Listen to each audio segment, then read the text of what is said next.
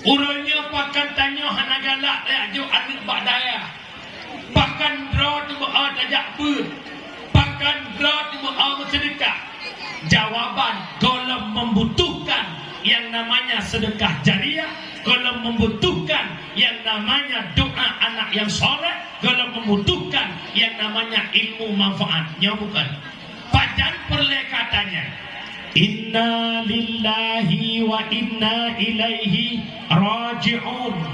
Kadua ba Allah telah dira urang kampung Lancang Barat duton anak udah atir nama bulan ben pulin saat tamang lam kubu. Disitulah kita membutuhkan segala-galanya.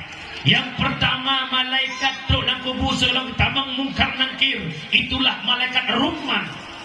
Ditulis le malaikat Rahman, tulis le kata amal kebaikan. Anik jaro je ke pulpen sago kapan je ke kertas, tulis bina amal kebaikan ceret. Tiat tulis kami. Yang kedua tulis dia kata amal keburukan dari semenjak balik hingga mati hanya putuh amal buruk musambung.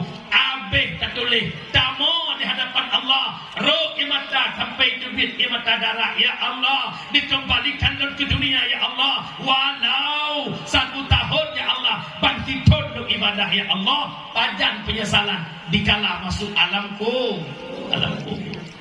Orangnya sibuk urang malam nak merempak jakbut, sibuk minta pai doa sedekah, sibuk jakbut, sibuk minta pai anak-anak kena temjuk dayah pakan abel pai.